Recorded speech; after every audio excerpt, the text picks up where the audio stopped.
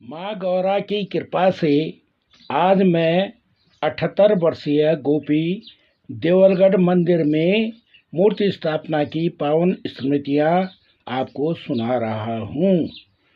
मैं मानता हूँ कि मनुष्य की सांसारिक आकांक्षाओं के साथ साथ पारलौकिक आकांक्षाएं भी होती हैं।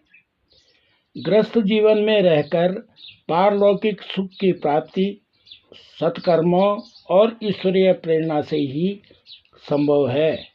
इसके लिए साधक को उद्देश्य की प्राप्ति के लिए निर्मल ध्येय और अटल विश्वास के साथ कार्य करते रहना चाहिए। सफलता उसके निकट आती है। ग्राम सुमाड़ी जनपद पौड़ी गढ़वाल की कुल आराध्या देवी माँ भगवती दुर्गा का प्राचीन मंदिर देवलगढ़ में है, जो गौरा मंदिर के नाम से भी जाना जाता है। मंदिर में स्वर्ण आभूषणों से सुसज्जित माँ दुर्गा के दर्शनों के लिए श्रद्धालुओं का आना जाना लगा रहता है, किंतु बैसाखी के पर्व पर अपार जन समूह प्रत्येक वर्ष देवलगढ़ मंदिर में भगवती माँ दुर्गा के दर्शनार्थ पहुंचकर अपने को धन्य मानता है। इसी मंदिर से स्वर्णाभूषणों से सुसज्जित माँ दुर्गा की मूर्ति तथा बहुमूल्य छत्र तथा स्वर्गीय राज बिलोचन काला व स्वर्गीय पंथ्या राम काला की चांदी के मुखौटे और छत्र धर्म और अधर्म में भेद न समझने वाले धर्मांधों द्वारा दिसंबर 1986 में चुराए गए थे। हमारी प्राचीन सभ्यता तथा गौरवमयी परंपरा का यह मंदिर मूर्ति विहीन हो गया था। इससे आस्थावान आहत हुए थे। श्रद्धालुओं में इस रिक्तता से बड़ी ठेस पहुंची थी, जिससे मंदिर की सिद्धि तथा दैविक गुणों के अभाव में मंदिर आभाहीन प्रतीत होने लगा था। मंदिर में माँ दुर्गा की मूर्ति की पुनः स्थापना करना यद्यपि श्रद्धालुओं का जागृत भाव था, किंतु कार्य जटिल था। मेरे मन में बार बार यही भाव प्रबल हो रहा था कि मूर्ति विहीन मंदिर में मूर्ति का होना परम आवश्यक है, किंतु यह सब कैसे संभव हो, क्योंकि इस पुण्य कार्य के लिए अधिक धन, जन सहयोग तथा समर्पित व्यक्तियों की आवश्यकता थी। मैंने अपने विचार आर्थिक रूप से एक संपन्न व्यक्ति के सामने रखे कि मूर्ति के लिए धन की आवश्यकता है। वे भावावेश में धन देने के बाद स्वीकार गए, किंतु किन परिस्थितियों में उन्होंने अपना निर्णय बदल दिया मुझे ज्ञात नहीं। प्रथम प्रयास अनुकूल न होने पर मन व्याकुल रहा, किंतु देवलगढ़ मंदिर में माँ दुर्गा की मूर्ति स्थापित करने का शुभ भाव मेरे अंदर प्रबल होता जा रहा था। इस शुभ कार्य को प्रारंभ करने में ग्राम सुमाड़ी के श्री राम काला की विवाहिता पुत्री गोदाम्बरी देवी ने आर्थिक सहयोग देने की अपनी इच्छा व्यक्त की। जगदीश्वरी भवन सुमाड़ी में ग्राम प्रधान दिनांक 20/3/1991 को कुछ व्यक्तियों से परामर्श कर रहे थे कि देवलगढ़ के निकटवर्ती ग्रामों की ग्राम प्रधानों की सभा आयोजित कर मूर्ति के क्रय निमित्त चंदा एकत्र किया जाए।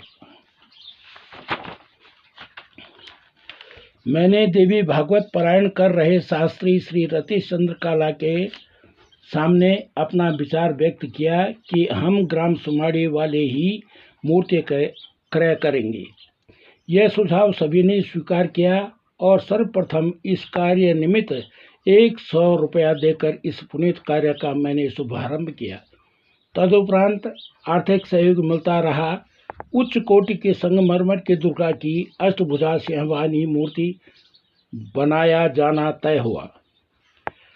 संगमरमर की मूर्तियां भारतवर्ष में जबलपुर में भेड़ाघाट तथा राजस्थान में जयपुर व्यापारिक रूप में बनाने के लिए प्रसिद्ध है।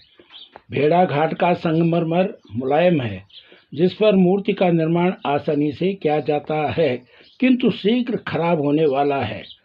गुणवत्ता के आधार पर जयपुर के समीप मकराना का संगमरमर उच्च कोटि का मूर्तिविदों ने माना है। उच्च कोटि के संगमरमर के पत्थर से माँ दुर्गा की मूर्ति बनाने की कल्पना को साकार करने निमित्त जयपुर से मूर्ति का स्वरूप तथा मूल्य ज्ञात करने निमित्त महा अक्टूबर 1991 में कोटेशन मंगाए गए। कोटेशनों से स्पष्ट था कि अधिक धनराशि की आवश्यकता है। मेरा दृढ़ विश्वास था कि अपने ही गांव के भक्ति संपन्न लोग आर्थिक साधन जुटाने में सक्षम हैं। माह दिसंबर 1991 में नगरासनी मंदिर में यज्ञ हो रहा था। इस अवसर पर अपने कुछ सहयोगियों को अपने व्यय पर जयपुर चलने को वादा किया। उनके सामने आर्थिक संकट के साथ साथ कर्मचारी होने के नाते अवकाश लेने की बाध्यता थी। इन बाधाओं के होते हुए भी उन्होंने जयपुर जाना स्वीकार किया। दिनांक 30 दिसंबर 1991 की प्रातः मैं विमल चंद्र काला पुत्र स्वर्गीय श्री नरोत्तम काला, श्री उद्धव प्रसाद काला पुत्र श्री स्वर्गीय कुलानंद काला तथा श्री शशि प्रसाद कगडियाल पुत्र स्वर्गीय श्री वाचस्पति कगडियाल तीनों जगदीश्वरी भवन में एकत्र हुए। माँ जगदम्बा को नमन कर मूर्ति बनाने निमित्त जयपुर के लिए प्रस्थान किया। मन में सिंहवाहिनी माँ दुर्गा के दिव्य स्वरूप का चिंतन था। दिन के 2 बजे ऋषिकेश पहुँचे। वहाँ सुमाड़ी के श्री गोवर्धन प्रसाद काला पुत्र श्री स्वर्गीय नारायण दत्त काला से मिले। विचार विमर्श कर रात्रि के भोजनोपरांत हरिद्वार के लिए प्रस्थान किया। हरिद्वार से जयपुर सीधी बस सेवा थी, इसी से चल पड़े। मौसम सुहावना था। छोटे छोटे कस्बों नगरों को रात्रि में पार करते राजस्थान की धरती में प्रवेश किया। प्रातः 4 बजे से कीकर के पेड़, कटीली झाड़ियाँ तथा ऊँटों का काफिला ले जाते हुए चरवाहे दृष्टिगोचर होने लगे। इसी दिन 31 दिसंबर 1991 को हम गुलाबी नगरी जयपुर पहुँचे। जयपुर को राजस्थान की राजधानी होने का गौरव प्राप्त है। हिंदू राजाओं के भव्य महल, उच्च कोटि का शिल्प लिए अतीत का गौरव संजोए हुए हैं। यहाँ की कलात्मक शैली से बने महल, वेधशाला, हवा महल और संग्रहालय राष्ट्र की अद्वितीय तथा अमूल्य धरोहर हैं। राजस्थान की धरती स्वाभिमान पूर्ण रही है। रानी पद्मिनी के आत्म बलिदान, राणा सांगा, राणा प्रताप के दुर्ग आज भी उनकी शौर्य गाथाओं के अमर मूक स्मारक हैं। ऐसे पुण्यधरा को कोटि कोटि नमन। प्रातः नित्य क्रिया से निवृत्त होकर अपने परिचित व्यक्ति श्री थपलियाल जी से मिलने उनके निवास पर गए। थपलियाल जी ने हमारा सत्कार किया। हम लोग जयपुर शहर से अनभिज्ञ थे, अतः थपलियाल जी के सहयोग की आवश्यकता थी। उन्हें लेकर मूर्ति मोहल्ला पहुँचे। प्रत्येक भवन में मूर्तिकारों को मूर्तियां बनाने में तल्लीन पाया। छेनी और हथौड़ी से निर्जीव पत्थरों में सजीवता ला रहे थे। माँ दुर्गा की मूर्ति बनाने निमित्त श्रेष्ठ मूर्तिकार श्री लल्लू नारायण पांडे जी को चुना गया। यत्र तत्र उनकी कला की प्रशंसा सुनने को मिली। उनका पता ज्ञात कर बाबा हरिश्चंद्र मार्ग स्थित मोहल्ले में उनके निवास पर गए। उनसे विचार विमर्श करने के पश्चात थपलियाल जी हमें अपने घर लाए। नित्य की भांति संध्या बेला में दुर्गा स्तुति के पश्चात रात्रि का भोजन होता था। जयपुर प्रस्थान करने से पूर्व ग्राम सुमाड़ी के भक्ति संपन्न व्यक्तियों के द्वारा मेरे पास अच्छी धनराशि भेजी गई थी। माँ जगदम्बा की अष्टभुजा मूर्ति के साथ स्वर्गीय राज बिलोचन तथा पंथ्या दादा जी, जिन्होंने आत्म बलिदान कर तत्कालीन बेगार प्रथा का विरोध कर सदा के लिए ग्राम सुमाड़ी को दासता से मुक्ति दिलाई की,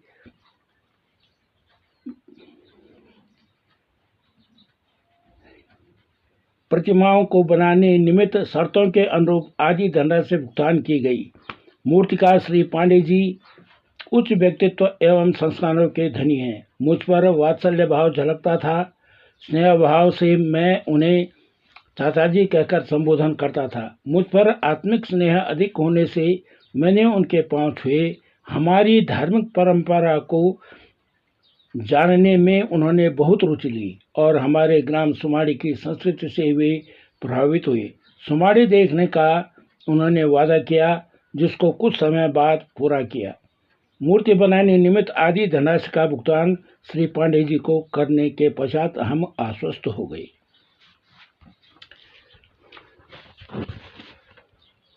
मेरे पास पंथा दादाजी की मूर्ति बनाने के लिए जो मैंने अपने गांव में धन संचय किया था दानदाताओं के द्वारा, उस धनराशि को मैंने श्री पांडे जी को दिया और 3 फीट की मूर्ति पंथा दादाजी की बनाने के लिए आदेशित कर दिया। सुनील श्री पांडे जी का लड़का उम्र में हमसे छोटा था। हमारा पथ प्रदर्शक बनकर घुमाने निमित्त आमेर का किला तथा जयपुर संग्रहालय ले गया। जयपुर शहर के संस्थापक महाराजा जयसिंह का भव्य महल देखा, जहां तत्कालीन महाराजा से लेकर अब तक के राज चिन्ह तथा अद्भुत हथियार दर्शनार्थ रखे गए हैं। रात्रि का भोजन पांडे जी के घर पर किया। तत्पश्चात एशिया के सबसे सुंदर छविग्रह राज मंदिर में चलचित्र देखने चले गए।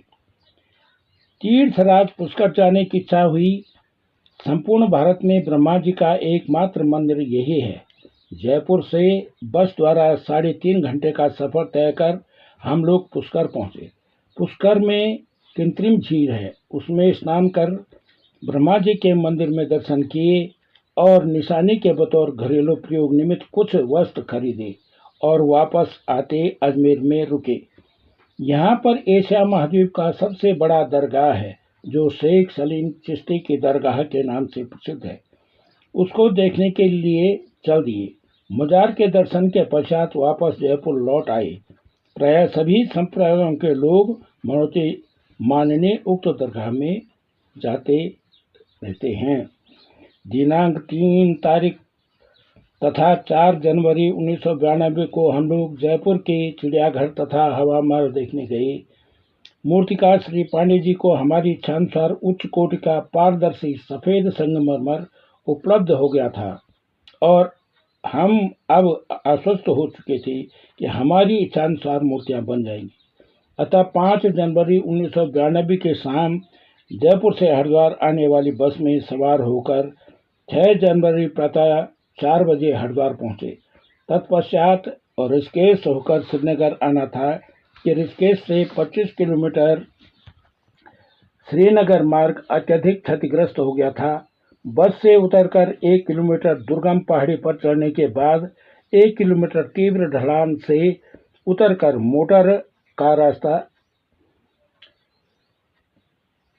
मोटर रोड पर आए। आगे लगभग आधा किलोमीटर चलने के पश्चात मार्ग बहुत टूटा हुआ था। पांव रखने मात्र का रास्ता बना पाए। चलने में थोड़ी सी असावधानी होने पर लगभग 100 मीटर नीचे अलकनंदा नदी में डूबने का भय था।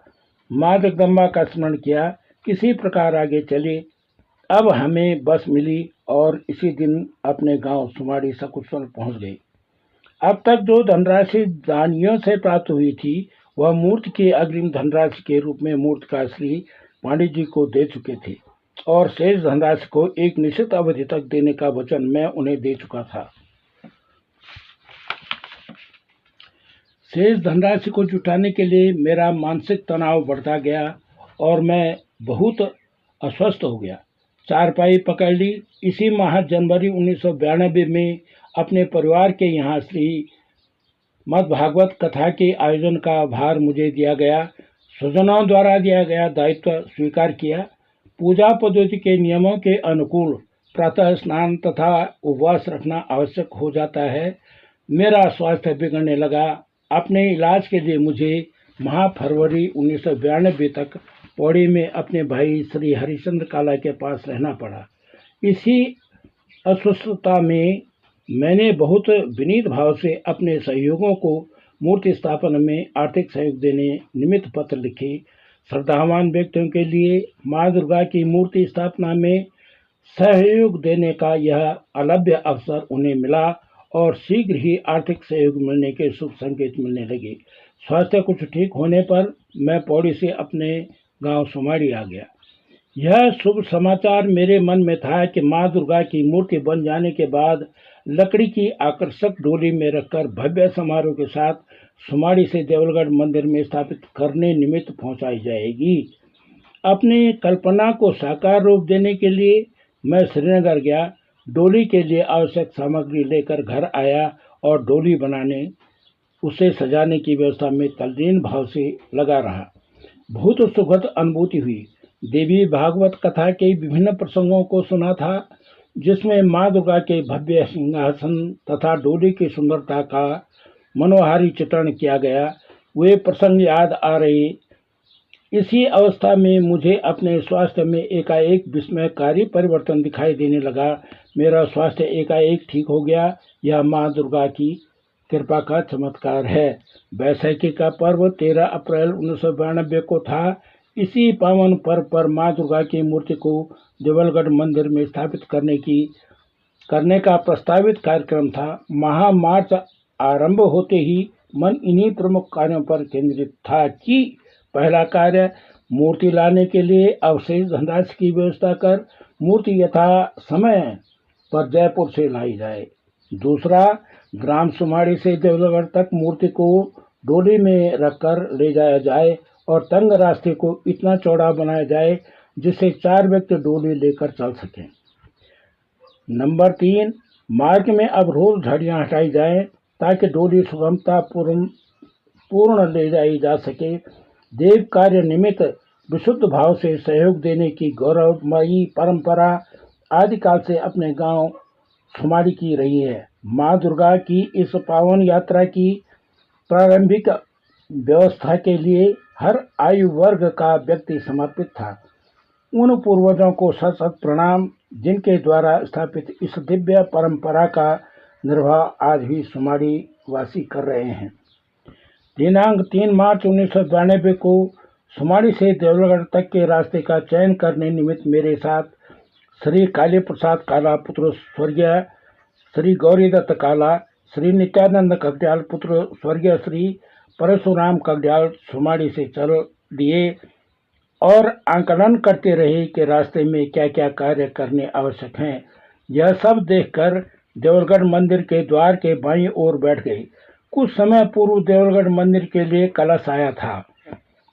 वहां यह चर्चा थी कि कलश का मूल्य चुकाने के उपरांत ही कलश मंदिर में स्थापित किया जाएगा।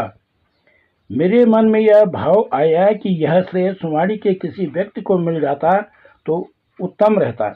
मेरे विचार भाई काली प्रसाद जी पर केंद्रित हो रहे थे। अनायास ही मैं उनसे कह बैठा कि भाई जी, आप क्या कुछ सोच रहे हैं? उन्होंने तुरंत प्रत्युत्तर दिया कि जो तुम सोच रहे हो वही मैं सोच रहा हूँ। अन्य व्यवस्थाओं पर विचार विमर्श करने के पश्चात हम लोग देवलगढ़ से वापस सुमाड़ी आने के लिए चले। मार्ग में मैंने भाई काली प्रसाद जी के हृदय की बात जाननी चाहिए, किंतु वे व्यक्त न कर सके। दिनांक 6 मार्च 1992 को मैं श्री काली प्रसाद काला जी के घर गया। उन्होंने देवलगढ़ मंदिर के कलश की बात स्वयं छेड़ दी और कलश का मूल्य चुकाने और स्थापित करने के लिए सहर्ष तैयार हो गए। भावो ही विद्यते देव तस्माता भावो ही कारणम, अर्थात भावना में ही देवता निवास करते हैं। उक्त सूक्ति का प्रत्यक्ष प्रमाण सामने आया। दूसरे दिन 7 मार्च को मैं अपने गांव के युवकों से परामर्श कर रहा था कि 8 मार्च 1992 रविवार के दिन सुमाड़ी से देवलगढ़ मंदिर तक के पैदल मार्ग को बनाना है तथा देवलगढ़ मंदिर के अंदर मूर्ति स्थापना की प्रारंभिक तैयारी की जानी है और मंदिर में कलश स्थापन की जानी है। सुझाव सबने स्वीकार किया और दूसरे दिन चढ़ने का निश्चय किया। दिनांक 8 मार्च 1992 को इस देव कार्य निमित्त मैंने नित्य की पूजा अर्चना के पश्चात उपवास रखा, युवकों को बुलाया। थोड़ी देर बाद उक्त कार्य निमित्त प्रौढ़ पुरुषों के साथ युवा और 2 वृद्धाएं भी चढ़ने को तैयार हो गई। इनका विवरण इस प्रकार है। श्री काली प्रसाद काला पुत्र स्वर्गीय गौरीदत्त काला, श्री नित्यानंद कगड्याल पुत्र स्वर्गीय नारायण दत्त ढेडियाल, श्री रतीश चंद्र काला शास्त्री पुत्र स्वर्गीय विश्वेश्वर प्रसाद काला, श्री अजय कुमार काला पुत्र श्री दयानंद काला, श्री संजय कुमार काला पुत्र श्री दयानंद काला, श्री हर्षपति काला पुत्र स्वर्गीय नरोत्तम काला, श्री गोविंद राम काला पुत्र स्वर्गीय श्री लीलानंद काला, श्री जयदेव बहुणा पुत्र श्री जयंती प्रसाद बहुणा, श्री हरीश चमोली पुत्र श्री कुशलानंद चमोली, श्री सुमन काला पुत्र श्री वाचस्पति काला, श्री विजय प्रसाद काला पुत्र श्री राजविलोचन काला, श्री सूर्यमणि काला पुत्र स्वर्गीय श्री सच्चिदानंद काला, श्रीमती दमयंती देवी काला धर्मपत्नी स्वर्गीय रामदयाल काला, श्रीमती विधाता देवी कगड़ियाल धर्मपत्नी स्वर्गीय श्री वाचस्पति कगड़ियाल शास्त्री। उपरोक्त व्यक्तियों के अतिरिक्त मैं अपने साथ 4 नेपाली श्रमिकों को भी ले गया। सभी ने बड़े उत्साह से रास्ता बनाने, झाड़ियाँ साफ करने तथा संकरे मार्ग को चौड़ा करने का कार्य किया। कार्य का विभाजन क्षमतानुकूल किया गया। देवलगढ़ मंदिर के समीप का रास्ता चट्टानी था। नेपाली श्रमिकों ने उसे तोड़कर चौड़ा बनाया जिससे डोली ले जाने में असुविधा न हो। उक्त दोनों महिलाओं को भोजन व्यवस्था में लगाया गया। रास्तों को ठीक करने के पश्चात मंदिर के अंदर का कार्य कर भोजन किया। मंदिर के प्रांगण में 3 बजे सायं वनभोज का आनंद लिया और माँ दुर्गा की स्तुति कर सायं 7 बजे सुमाड़ी वापस आई। महिलाओं को राम नाम की गोलियां बनाने का कार्य दिया गया था। इसमें कन्याओं का अधिक योगदान रहा। पुरुषों ने जगदीश्वरी भवन से बस स्टॉप सुमाड़ी तक के मार्ग की सफाई की। उक्त कार्य 15 मार्च तक पूर्ण किए गए थे। स्वच्छता का विशेष ध्यान रखा गया। राम नाम की गोलियों को बनाकर उन्हें सुखाकर श्री भगवती प्रसाद काला उर्फ लाली को दिया गया। क्योंकि वे देवप्रयाग में सर्विस करते थे, उन्हें संगम पर मच्छियों को खिलाने के लिए दिया गया। उन्होंने वह काम सकुशल पूर्वक किया। दानदाताओं से आशा के अनुरूप धनराशि प्राप्त होती जा रही थी। धन्य है ग्राम सुमाड़ी की पुण्यधरा, जिसका प्रत्येक व्यक्ति देव कार्य हेतु प्रतिक्षण सेवा भाव से समर्पित रहता है। इन्हीं की श्रद्धा शक्ति के सहारे बड़े बड़े कार्य करने का साहस होता है। ऐसे उदारचित व्यक्तियों की संख्या प्रतिवर्ष बढ़ती रहती है। यह शुभ चिन्ह आने वाली पीढ़ी के लिए है कि पूर्वजों के द्वारा संजोई सांस्कृतिक परंपराओं के निर्वाह में सदैव सजग रहें और निष्ठापूर्वक निभाएं। जयपुर में मां दुर्गा की मूर्ति बन चुकी थी। 20 मार्च 1992 को मैं इसी संबंध में परामर्श करने अपने भाई श्री हरिश्चंद्र को मिलने पौड़ी गया। दूसरे दिन पौड़ी से जयपुर के लिए प्रस्थान किया। सायं हरिद्वार पहुंचा। यहाँ से तीर्थराज पुष्कर के लिए सायं 4 बजे चलने वाली बस से जयपुर के प्रस्थान किया। माँ दुर्गा का स्मरण करता रहा। बस रात्रि में सरसावा में रुकी। रात्रि का भोजन यहीं पर किया। दूसरी सुबह जयपुर बस स्टैंड पर पहुंचा। यहाँ से वनस्थली जाने वाली बस तैयार थी। बस स्टैंड पर शौचादि कर वनस्थली जाने का विचार हुआ। वहाँ ग्राम सुमाड़ी की नेहा काला छात्रावास में रहती थी। वह मेरे परिवार से अधिक घुल मिल गई थी। मैं वनस्थली जाने वाली बस में टिकट लेकर बैठ गया। कुछ समय बाद बस के चालक ने घोषणा कर दी कि बस में तकनीकी खराबी आ गई है। इसी बस में वनस्थली जाने वाली एक पंजाबी छात्रा थी। उसने बताया कि जयपुर से वनस्थली तक का सफ़र 3.5 या 4 घंटे का है और वहां से वापसी बस टाइम 7 बजे या 8 बजे तक जयपुर पहुंचती है। समयाभाव के कारण वनस्थली जाने का विचार त्याग दिया तथा खरीदा गया टिकट अन्य यात्री को दे दिया। जयपुर बस स्टैंड से बाबा हरिश्चंद्र मार्ग स्थित मूर्ति मोहल्ले में मूर्तिकार श्री पांडे जी के निवास पर पहुंचा। उनके परिवार का प्रत्येक सदस्य मुझे बहुत स्नेह रखता था। उन्होंने अपनी परंपरा के अनुसार मेरा सत्कार किया।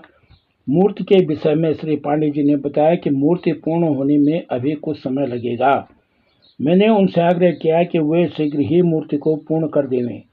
प्रसंगवश मैंने पांडे जी से वनस्थली जाने की रद्द हुई यात्रा की बात कही। इस दिन मैंने यहीं विश्राम किया। दूसरे दिन प्रातः उन्होंने नहाने के उपरांत मूर्ति बनाते देख रहा था। मूर्तिकारों के अभ्यस्त हाथ छेनी हथौड़ा लिए मूर्ति पर काम कर रहे थे।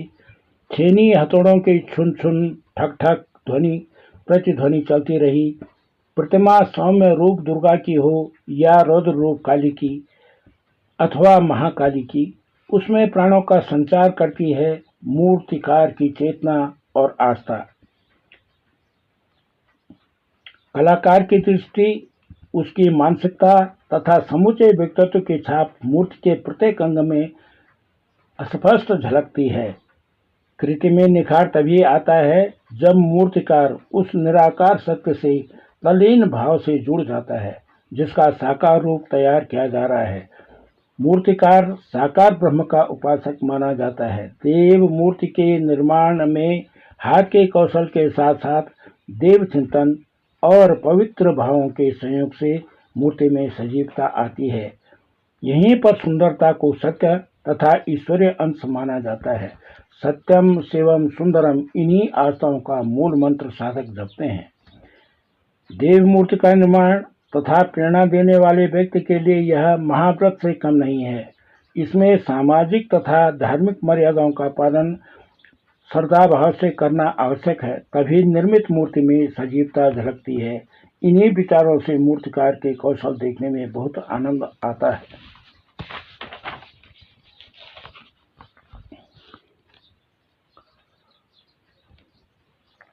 वनस्थली जाने के लिए स्वयं पांडे जी ने मुझे कहा, अपनी मोटरसाइकिल पर मुझे बिठाया और वनस्थली के लिए चल दिए। 3 बजे सायं वनस्थली पहुंचे। नेहा से मिलने के बाद जयपुर वापस आने के लिए 4 बजे प्रस्थान किया। एक छोटी पहाड़ी पर मंदिर दिखाई दिया। पांडे जी ने बताया कि माँ शीतला देवी का मंदिर है। शीतलाष्टमी को वहाँ बड़ा मेला लगता है। समय अभाव के कारण मंदिर में नहीं गए, अपितु दूर से ही नमन कर शाम को जयपुर लौट आए। 25 मार्च तक जयपुर में ही रहा। मूर्ति को अंतिम रूप दिया जा रहा था। दूसरे दिन 26 मार्च को 1992 को जयपुर से 11 किलोमीटर दूर आमेर का प्रसिद्ध किला देखने गया। यह राजस्थान की प्राचीन राजधानी रही है। किला पहाड़ी पर बड़े क्षेत्र में फैला है। सैलानियों की भीड़ लगी रहती है। विदेशी पर्यटक अधिक संख्या में यहाँ आते हैं। किले में माँ दुर्गा का मंदिर है। मंदिर में जाकर दर्शन किए और सायं जयपुर लौट आया। जयपुर से मूर्ति लेकर सुमाड़ी के लिए प्रस्थान। माँ जगदम्बा के सिंहवाहिनी अष्टभुजा मूर्ति जब बनकर तैयार हो गई थी, कलात्मक दृष्टि से उच्च कोटि की बनी थी।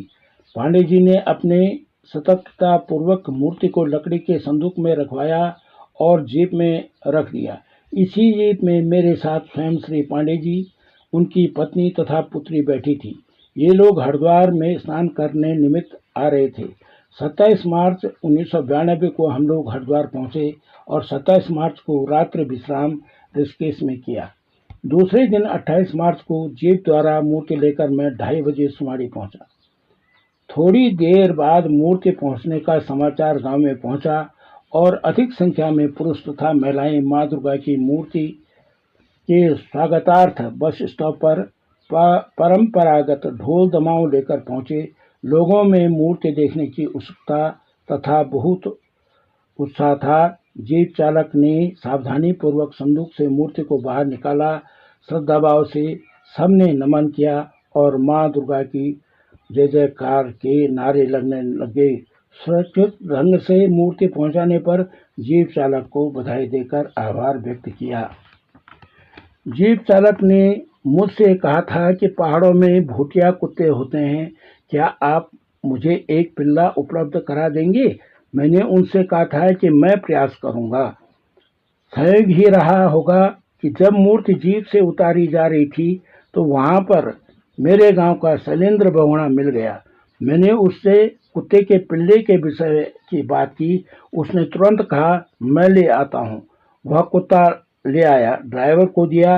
ड्राइवर ने कहा कि अगर आप इसकी एक पर्ची बना देवें कि मैंने अपना पिल्ला ड्राइवर को बेच दिया तो मैं रास्ते की झंझट से मुक्त हो जाऊंगा, नहीं तो पुलिस वाले मुझे तंग करेंगे। जीप चालक को उसकी इच्छा पर उसे एक कुत्ता का पिल्ला दिया गया। निर्धारित कार्यक्रम अनुसार लकड़ी की बनाई गई डोली में मूर्ति को रखा गया। पूरा जन समूह जय दुर्गे के नारों को लगाता हुआ डोली के साथ साथ जगदीश्वरी भवन के लिए चला। ढोल वादक मांगलिक थाप देते हुए आगे आगे चल रहे थे। डोली पर कंधा लगाने की होड़ युवाओं में अधिक थी। मूर्ति स्थापना की लंबी आस पूरे होने की प्रसन्नता थी। थोड़ी देर बाद पूरा जनसमूह डोली के साथ जय जयकार के नारों के साथ जगदीश्वरी भवन पहुंचा। ये क्षण बहुत उल्लासमय थे। भक्तिभाव मुद्रा में सब लोग थे। श्री जयंती प्रसाद बहुगुणा जी ने विधिवत पूजा अर्चना मेरे हाथों से संपन्न कर मूर्ति को डोली से उतारकर तिवारी में रखवाई। दर्शनार्थी उमड़ पड़े और यह क्रम चलता रहा। आगे का कार्यक्रम निर्धारित करने के लिए दिनांक 31 मार्च 1992 को मैंने जगदीश्वरी भवन में सायं एक आम सभा आयोजित की। दिनांक 4 अप्रैल से 12 अप्रैल 1992 तक मूर्ति की प्राण प्रतिष्ठा का कार्यक्रम सभी ने मेरे सुझाव पर स्वीकार किया। बुजुर्गों के सुझाव को सर्वोच्च स्थान दिया गया। प्राण प्रतिष्ठा कार्यक्रम 1 अप्रैल 1992 जगदीश्वरी भवन में विशाल पंडाल बनाया गया। 2 अप्रैल 1992 सुबह माँ दुर्गा के श्रृंगार सामग्री नगर से क्रय कर सायं वापस सुमाड़ी आकर युवकों को बुरांस के फूल लाने के लिए तैयार किया। ऊंचाई वाले जंगलों में बुरांस प्रचुर मात्रा में मिल जाते हैं और लगभग 1 कुंतल फूलों की आवश्यकता थी। 3 अप्रैल 1992 सुबह जगदीश्वरी भवन की धुलाई में लग गया। इसमें श्री रतीश काला शास्त्री तथा श्रीमती विधाता देवी कल्याण ने सहयोग दिया। जिन युवकों ने चौबट्टा खिरसू के जंगलों से बुरांस के फूल लाने की सहमति दी थी, उन्होंने अपना विचार बदल दिया, ऐसा श्री रतीश काला शास्त्री ने बताया। फूल लेने निमित्त मेरे साथ जो लोग खिरसू चौबट्टा गए हुए इस प्रकार थे: श्री रतीश चंद्र काला शास्त्री, श्री जुगल किशोर काला पुत्र श्री विश्वेश्वर प्रसाद काला, श्री भास्कर पुत्र श्री बद्री प्रसाद काला, श्री शैलेंद्र बहुगुणा पुत्र श्री जगदीश बहुगुणा। बुरांस के फूलों को लेकर हम लोग 3 बजे घर पहुंचे और मैं तथा शास्त्री श्री रतीश काला भद्र बनाने में लग गए। शास्त्रानुसार विभिन्न रंगों से भद्र बनाने का कार्य 7 बजे सायं पूरा हो सका। भद्र की सुरक्षा का दायित्व श्री नित्यानंद घड़ियाल तथा शास्त्री जी ने स्वयं लिया और रात्रि में भद्र के पास ही दोनों व्यक्ति रहे। श्री घड़ियाल जी यद्यपि 65 वर्ष से अधिक आयु के हैं, फिर भी उनमें शारीरिक थकान नहीं दिखाई दी। हर पल उत्साहित देखे गए। भद्र बनाने की कार्यवाही के पश्चात मैं अपने घर आ गया था। 4 अप्रैल 1992 प्रातः नित्य कर्म से निवृत्त होकर उपवास रखा और 5 बजे जगदीश्वरी भवन पहुंचा। वहां की सफाई करने के उपरांत कलश स्तंभ स्थापित किया जाना था, जिसके लिए जुटाई गई मुख्य सामग्री इस प्रकार थी: भोजपत्र, केसर, पंचपल्लव। पंचपल्लव में आम, पीपल, बड़, ढाक, पाया इनके पत्ते होते हैं। सप्तधान्य में धान, गेहूं, जौ, तिल, सरसों, चूहा, रामदाना, तोर। 5वां गंगाजल। 6वां पंचरत्न, इसमें जगियाथी, सुमैया, समोया, गिलाई, मासी, तुलसी, चंपक। जौ, तिल, सुन्नाग, करवीर और एकुलवीर। जगदीश्वरी भवन में बेदी कलात्मक ढंग से फूलमालाओं से सजाई गई। भद्र के समीप माँ दुर्गा की मूर्ति की प्राण प्रतिष्ठा हेतु चयन किए गए ब्राह्मण इस प्रकार थे: श्री रतीश चंद्र काला शास्त्री, श्री जयंती प्रसाद बहुगुणा, श्री नित्यानंद कगड़ियाल, श्री नित्यानंद घड़ियाल, श्री प्रकाश चंद्र काला। श्री जयंती प्रसाद बहुगुणा जी ने आने में अपनी असमर्थता व्यक्त की और इसी दिन 4 अप्रैल को अन्य ब्राह्मणों के साथ गंगाजल से भरे कलशों में मंत्रोच्चारण के साथ उक्त जलियों को डालते रहे। सायं 8 बजे माँ दुर्गा की मूर्ति को तिवारी से नीचे लाए और भगवती के ब्यारे के पास रख दिया। तदुपरांत पूजन मेरे हाथों से करवाया गया। प्राण प्रतिष्ठा का पूजन श्री रतीश चंद्र काला शास्त्री जी ने किया। पूजन के मध्यांतर में ठीक 12 बजे मूर्ति को फूलों से ढक दिया गया। पूजा का कार्यक्रम रात्रि 2 बजे समाप्त हुआ। तत्पश्चात आरती की गई। महिलाओं के द्वारा सुरीली वाणी में भजन कीर्तन का क्रम चलता रहा। अन्य पाठार्थी रामायण पाठ में तल्लीन थे। मंगलमय ध्वनियों से पूरी नगरी उल्लासमय थी। जगदीश्वरी भवन का समूचा प्रांगण लोगों से भरा पूरा था। संगीत की कर्णप्रिय ध्वनियों से सभी आत्मविभोर हो गए थे। वे क्षण चिर स्मरणीय रहेंगे जिनके स्मरण मात्र से अपने को धन्य समझा जाता है। भगवती महामाया का जन्म 5 अप्रैल 1992 को नित्य के भांति पूजा प्रारंभ हुई, जो 12 बजे तक चलती रही। 12 बजे भगवती महामाया का जन्म होना था। शास्त्री जी मंत्रोच्चारण कर रहे थे। फूलों से ढकी मूर्ति से मैं फूलों को हटा रहा था। तत्पश्चात मूर्ति को एक बड़ी परात में रखा गया। अब दुग्ध स्नान होना था। 2 कलश दूध से भरे थे। एक कलश मेरे हाथ में और दूसरा श्री खगड़ियाल जी के हाथ में था। दोनों कलशों से माँ जगदम्बा की मूर्ति के ऊपर दूध की धारा हम दोनों बांधे रहे। शास्त्री जी मंत्रोच्चारण कर रहे थे। दर्शक गण भजन मंडली के स्वरों में अपना स्वर देकर पुलकित भाव से झूम रहे थे। जन समुदाय आत्मविभोर था। दूध स्नान के बाद माँ दुर्गा की मूर्ति को विधिवत भद्र में बिठाया गया और अलंकार करना प्रारंभ हो गया। अंग वस्त्र एवं आभूषण पहनाए गए, पुष्पमालाएं पहनाई गई। श्रृंगार में त्रुटि न रहे, इसका विशेष ध्यान रखा जा रहा था। माँ दुर्गा का भव्य श्रृंगार करने के पश्चात 2 बजे आरती की गई। नित्य नए नए पुष्पों से माला बनाने का दायित्व मेरे सगे भाई श्री हरिश्चंद्र काला को दिया गया। मालाएं कलापूर्ण गूंथी गई थी। आरती की बातियां बनाने का दायित्व श्री विधाता देवी कगड्याल को सौंपा गया। अधिक वृद्धा होने पर भी वे उनमें उत्साह की कमी नहीं देखी गई। कीर्तन भजन पूजन का क्रम नित्य चलता रहा। जगदीश्वरी भवन का आंगन भजन मंडली तथा दर्शकों से नित्य भरा रहता था। इन दिनों विवाहिता लड़कियां तथा संबंधी लोग बाहर से अधिक संख्या में अपने परिजनों के साथ यहाँ आ रहे थे। रंग बिरंगे परिधानों में महिलाओं की संख्या नित्य बढ़ रही थी। भजन कीर्तन सुरीले कंठों से महिलाओं द्वारा नित्य किए जा रहे थे। भक्ति संगीत के लयबद्ध स्वर वातावरण को मुग्धकारी बना रहे थे। अलौकिक दृश्य था।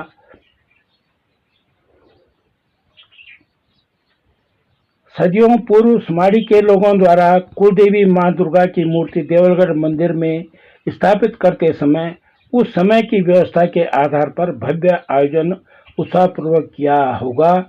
उसी मर्यादित परंपरा का निर्वाह करने में हम गौरव का अनुभव कर रहे हैं। यहाँ के धार्मिक उत्सवों का अनूठा स्वरूप है।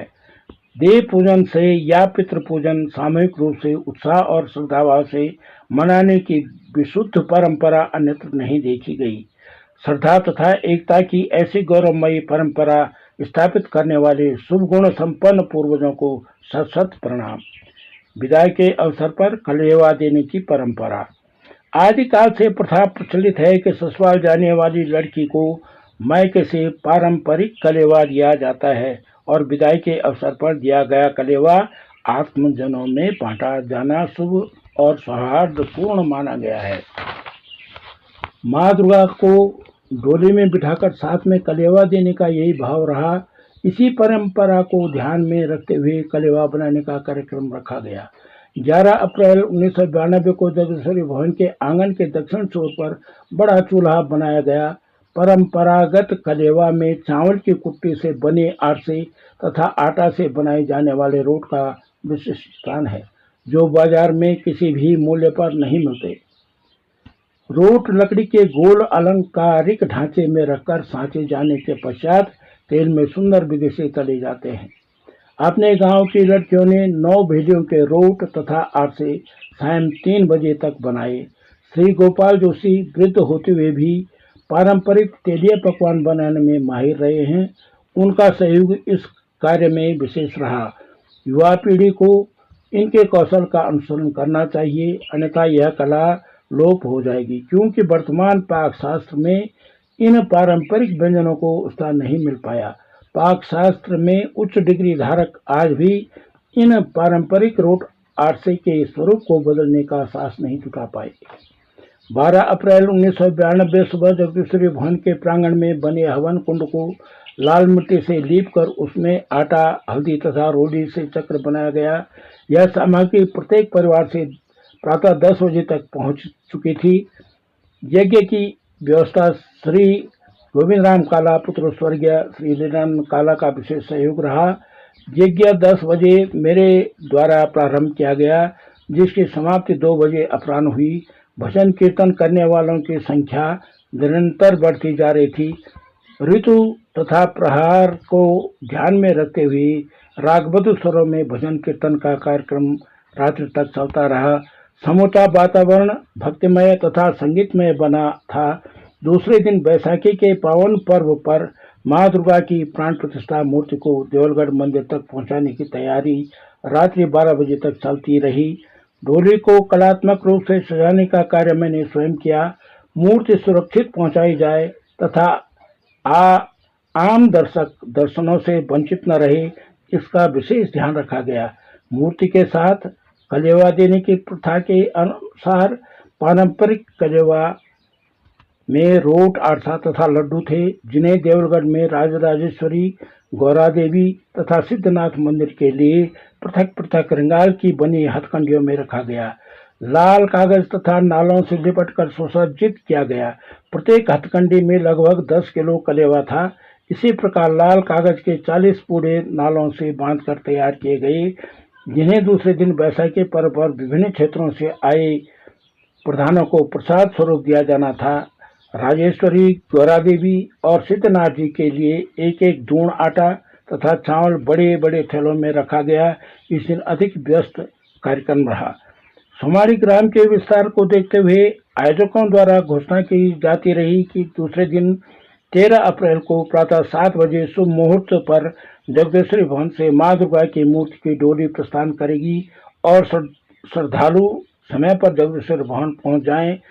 श्री नित्यानंद कटियाल जी ने कलेवा तथा दूण ले जाने के लिए रंगाल के बड़े बड़े कंडों की स्वयं व्यवस्था की। इस सामग्री को रखने की व्यवस्था श्री नित्यानंद घड़ियाल, इंदु भूषण काला डांग तथा शशि प्रसाद कटियाल कर रहे थे। उक्त व्यवस्था के पश्चात माँ दुर्गा की मूर्ति को डोली में रखा गया। रात्रि 1 बजे तक कार्य चलता रहा। पूरा प्रांगण जन समूह से भरा था और कीर्तन में लीन था। प्रौढ़ वर्ग माँ दुर्गा की अद्वितीय आभा देकर वैराग्य भाव में प्रतीत हो रही थी। आराध्य देवी माँ दुर्गा सुसज्जित डोली में भव्य समारोह के साथ सुबह विदा की जाएगी। इसका बिछो भाव प्रत्येक के मन को गुदगुदा रहा था। यही भक्ति का जागृत तथा शुभ भाव है। 13 अप्रैल 1992 बैसाखी का पर्व था। मैं प्रातः नहा कर जगदीश्वरी भवन पहुंचा। मूर्ति का अंतिम श्रृंगार किया। पूर्व घोषणानुसार लोग अधिक संख्या में जगदीश्वरी भवन पहुंच गए थे। प्रातः 7:30 बजे माँ जगदम्बा की आरती की गई। सभी आयु वर्ग की महिलाएं तथा पुरुष उल्लासमय होकर जगदीश्वरी भवन पहुंचने लगे। समारोह में हमारी के निवासियों की पहचान अलग से हो सके, इसके लिए प्रत्येक को लाल रंग का रिबन तथा सेफ्टी दी गई। रिबन को सेफ्टी पिन से छाती के बाईं ओर लगाने के आदेश दिए गए, जिसका पालन तत्परता से किया गया। देव पूजन हो या अन्य मांगलिक अवसर हो, इनमें पारंपरिक वाद्य यंत्र ढोल दमाओं का विशेष महत्व है। अपने ही ग्राम सुमाड़ी का कुशल ढोल वादक श्री मूलचंद तथा उसका दामाद मेघू, ग्राम रखुण पट्टी सोनचुन दोनों वादकों को सफेद रंग की पोशाकें दी गई थी। 2 मशक बागे भी मंगाए गए थे। सभी वादक वाद्य यंत्रों को सजाकर प्रातः जगदीश्वरी भवन पहुंचे। मंगल ध्वनि बजाई गई और इन वादकों ने अपने पूर्ण कौशल से देव ध्वनि से माँ दुर्गा का आह्वान किया। प्रत्येक का हृदय प्रकंपित हो रहा था। पुरोहितों के द्वारा मंत्रोच्चारण किया जा रहा था। नन्ही नन्ही बालिकाएं 2 कतारों में एक रूप ताली नए प्रधानों में थी। इनके सिर में गोल सिरवंडी के ऊपर गंगा जल भरे कलशों में आम पीपल के पत्ते रखे गए थे। बालिकाओं के हाथ तथा सिर पर लाल रंग की चुन्नी बांधी गई थी। इन्हें माँ दुर्गा की डोली के आगे आगे पंक्तिबद्ध करना था।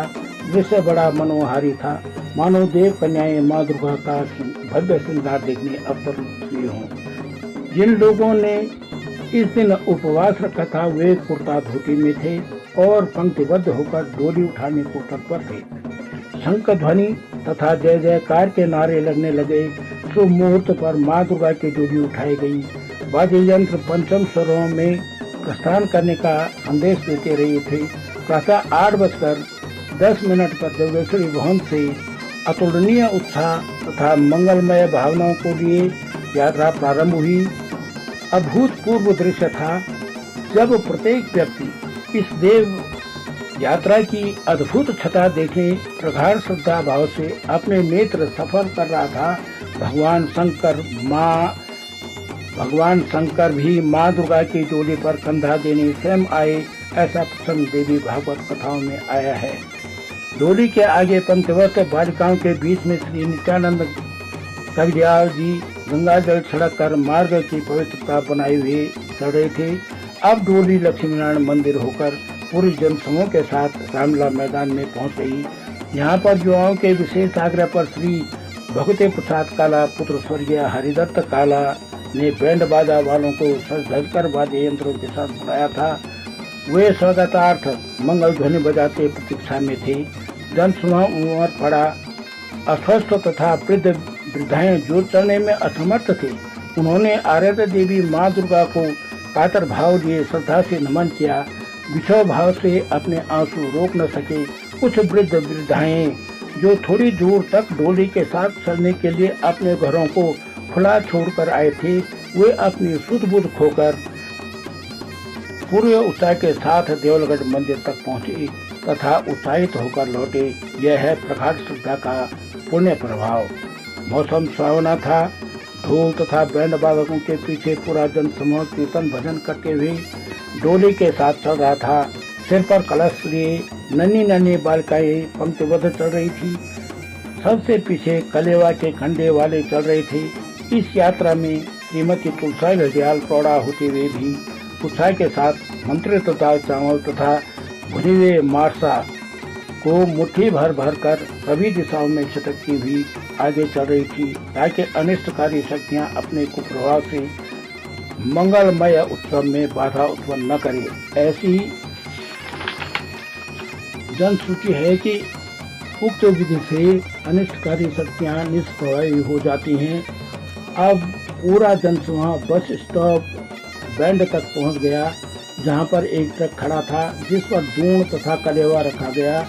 यहाँ से आगे मोटर रोड होते हुए कीर्तन भजन करते जनसमूह आगे बढ़ा। माँ दुर्गा की डोली को कंधा देने के लिए हर व्यक्ति उत्सुक एवं आतुर था। ऐसे सुखद और अलभ्य क्षण जीवन में कम आते हैं। युवा वर्ग उल्लासमय होकर डोली ले जा रहे थे। इंटर कॉलेज के कुछ आगे क्षण भर के लिए डोली रोक दी गई। यहाँ पर श्री दयानंद काला अपने निवास से माँ दुर्गा के दर्शन करने मोटर रोड में श्रद्धा भाव से खड़े थे। वे ब्लड कैंसर से पीड़ित थे। जीवन की आशा प्राय छोड़ चुके थे। उन्होंने करुणा भरे सजल नेत्रों से माँ दुर्गा को प्रणाम किया। यही उनका अंतिम नमन था। आगे मोटर रोड से पूरा जनसमूह दत्ता खेत पहुंचा, जहां पर निकटवर्ती ग्राम दत्ता खेत भैंसकोट चले था के लोग बड़ी संख्या में पारंपरिक वाद्य यंत्र ढोल दमाऊ बजाते हुए माँ दुर्गा के स्वागतार्थ पहुंचे हुए थे। जय जयकार के नारों तथा ढोल की थापों से यह देव यात्रा अद्वितीय छटा का रूप ले चुकी थी। दर्शनार्थी माँ दुर्गा के दर्शन करने डोली की ओर अनियंत्रित होकर बढ़ रहे थे। यह उस अलौकिक शक्ति का ही आकर्षण है। श्रद्धालु भीड़ के कारण डोली तक पहुंचने में असमर्थ दिखाई दिए, अतः दूर से ही श्रद्धा सुमन डोली की ओर अर्पित करते रहे। उपस्थित वृद्धों के आग्रह पर कुछ क्षण के लिए डोली पीपल के पेड़ के नीचे चबूतरे पर रखी गई, ताकि वृद्धजन दर्शन कर सके। यहाँ पर अत्यधिक भीड़ हो गई थी। बहुत कोलाहल पूर्ण दृश्य था। बड़े बड़े समूह में जय जयकार के नारे लगते लोग डोली की ओर आ रहे थे। नन्ही नन्ही कन्याएं जो सिर पर गंगाजल के कलश लिए पंक्तिबद्ध होकर यहाँ तक पहुँची, वे अब आगे बढ़ने में असमर्थ थी। अतः ग्राम समाज के युवाओं ने बालिकाओं के दोनों ओर हाथ की कतार बांधे आगे बढ़ने का मार्ग बनाया। श्री कगडियाल जी डोली के आगे गंगा जल छलकते हुए आगे बढ़ रहे थे। समाज के पुरुष तथा महिलाएं कीर्तन करते हुए प्रफुल्लित होकर चल रहे थे और श्रीमती घड़ियाल मंत्रित दाल चावल सभी दिशाओं की ओर छिटकती हुई अनिष्टकारी शक्तियों को निष्प्रभावी करते हुए आगे चल रही थी। वृद्धा होते भी वे अपने दायित्व का पालन विशुद्ध भाव से कर रही थी। दूसरों के हित के लिए ऐसा त्याग भाव वाली वंदनीय है। दत्ता खेत से बुखानी तक मोटर मार्ग से सुगमता पूर्वक पूरा जनसमूह चला। स्थान स्थान पर एकत्र भीड़ डोली पर श्रद्धा सुमन अर्पित कर रही थी। प्रयास यही किया जा रहा था कि वृद्ध और शारीरिक रूप से अक्षम व्यक्तियों को दर्शन का लाभ मिल सके। ग्राम सुमाड़ी के लोग जिनके वक्षस्थल पर लाल रिबन लगा था वे दूर से ही चिन्हित हो रहे थे। ये सब बहुत संयम और अनुशासित होकर कीर्तन करते हुए चल रहे थे। प्रयास यही था कि सुमाड़ी के लोग एक समूह में चले। ग्राम बुघानी की जनता ढोल दमाव के साथ गांव के कुछ दूर मोटर रोड में स्वागतार्थ पहुंची। उन्होंने मां दुर्गा की विधिवत पूजा अर्चना की। यहीं पर स्वागत द्वार बनाया गया। स्वागतार्थ लाए लोगों का आभार व्यक्त किया गया। आगे का मार्ग तंग था। ट्रक से कलेवा तथा दूध निकालकर श्रमिकों को मंदिर तक पहुंचाने निमित्त दिया गया। श्रमिकों ने देवलगढ़ मंदिर के लिए प्रस्थान किया। युवाओं ने कठिन तथा तंग मार्ग से डोली को सुरक्षित आगे बढ़ाया। यहाँ पर अन्य ग्रामों से आए दर्शनार्थी ढोल दमाऊं लिए दर्शनार्थ खड़े थे। डोली को क्षणों के लिए रोककर दर्शन की साधारण औपचारिकताएं पूर्ण कर आभार व्यक्त किया गया। एक अन्य स्थान पर बलिष्ठ युवाओं के एक समूह ने बलपूर्वक डोली को रोकना चाहा, किंतु ऐसा लग रहा था कि इसी चुंबकीय शक्ति से डोली स्वतः आगे बढ़ रही है। डोली ले जाते युवक स्वयं इस अलौकिक घटना से विस्मित हुए। यह दैविक चमत्कार एक प्रभाव ही था। यद्यपि बैसाखी के पावन पर्व पर आदिकाल से दुर्गा मंदिर में पूजा अर्चना निमित्त श्रद्धालुओं की अत्यधिक भीड़ देवलगढ़ मंदिर में लगती थी, किंतु इस वर्ष कुशल शिल्पियों द्वारा निर्मित मां दुर्गा की भव्य मूर्ति के दर्शनों के लिए अपार भीड़ थी। मेले में यदा कदा उन्मादी व्यक्ति प्रायः गत वर्षों से देखे जाते थे, किंतु इस वर्ष उन्मादियों का अभाव पाया गया। भीड़ स्वतः नियंत्रित और अनुशासित थी। यह विचित्र संयोग देखा गया।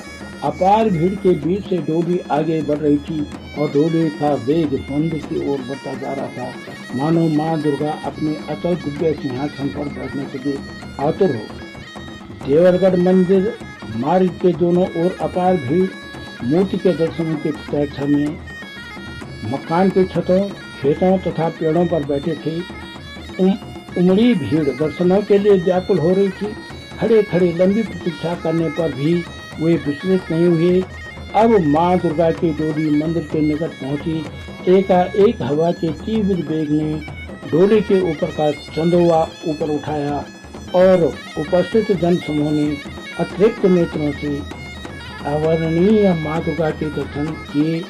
साधक की साधना का यह शुभ प्रतिफल है। मंदिर के प्रांगण के मुख्य द्वार पर मां दुर्गा की डोली की प्रतीक्षा में मंदिर के पुजारियों ने मंत्रोच्चारण के साथ विधिवत पूजा अर्चना कर मुख्य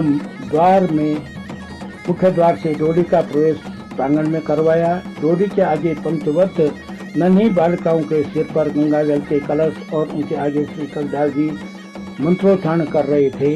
जय जयकार के नारों तथा वाद्य यंत्रों की मंगल ध्वनि और पुष्पों की मूर्ति पर वर्षा से आलोकित दृश्य देवमय बन गया। ढोल वादकों ने परंपरागत देव ध्वनि से मां दुर्गा का आह्वान किया। ग्राम सुमाड़ी के लोग मंदिर के सामने एकत्र होकर भजन कीर्तन करते रहे। यह इस देव यात्रा का अंतिम विश्राम स्थल है। डोली के साथ सभी लोगों ने मंदिर की परिक्रमा कर मूर्ति को डोली से उतारकर मंत्रोच्चारण के साथ मंदिर के अंदर ले गए। मंदिर के अंदर मूर्ति स्थापना की प्रारंभिक व्यवस्था पूर्ण की गई थी। अब यथा स्थान पर निश्चित मुहूर्त पर मूर्ति की स्थापना में श्री कगडियाल जी श्री प्रकाश चंद्र काला तथा मैं जुट गए।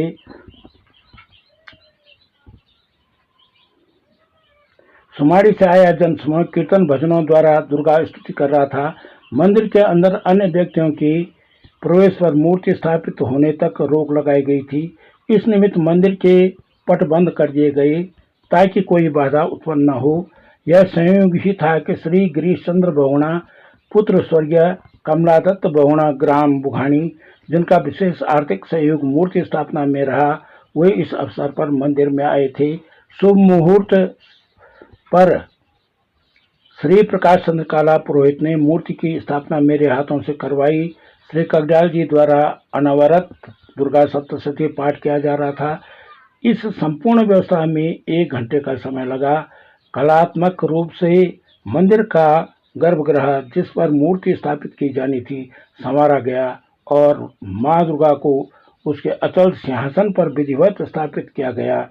अचल आसन पर आसीन हो जाने पर असीम आनंद के साथ माँ दुर्गा के चरणों में गदगद भाव से प्रणाम किया और मूर्ति स्थापना में अनुभव के अभाव में हुई चूक के लिए क्षमा मांगी। अब मूर्ति में सजीव भाव की अनुभूति प्रतीत हुई। मूर्ति विहीन मंदिर अब आभा युक्त लगने लगा, यह आम जन धारणा थी। मंदिर कपाट दर्शनार्थियों के लिए खोल दिए गए और हम तीनों व्यक्ति मंदिर के बाहर आए। सुमाड़ी से देवलगढ़ मंदिर तक डोली में जो चढ़ावा था उसको मंदिर समिति को दिया गया। निकटवर्ती ग्रामों के ग्राम प्रधानों को 40 पूड़ों में रखा पारंपरिक कलेवा प्रसाद स्वरूप वितरित किया गया। इस सौहार्दपूर्ण व्यवहार के लिए उन्होंने भावनात्मक स्नेह और आभार व्यक्त किया। गौरा देवी राजेश्वरी और सिद्धनाथ जी के लिए लाया गया कलेवा तथा दूण तथा दक्षिणा पहुंचाई गई। तत्पश्चात पुजारी श्री बुद्धिनाथ एवं उनके श्रीमती को अंग वस्त्र व दक्षिणा दी गई। पुजारियों ने परंपरानुसार देवी की प्रतिमूर्ति को झूला झुलाया।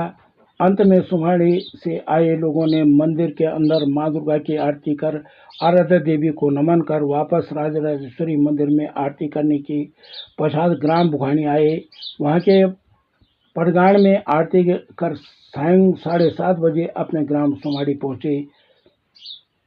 पहुंचकर जगदीश्वरी भवन पहुंचकर आरती की गई। इस दिन सन्नाटापन प्रतीत हुआ। पूरे गांव में अत्यधिक आयु के व्यक्ति ही उपस्थित रहे, जिनकी संख्या 10 को पार न कर सकी।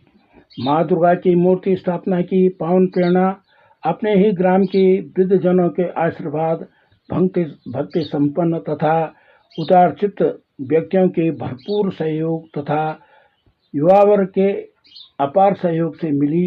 इस पुण्य कार्य के लिए महिलाओं के अद्वितीय भक्तिभाव और समर्पण भाव सराहनीय रहा।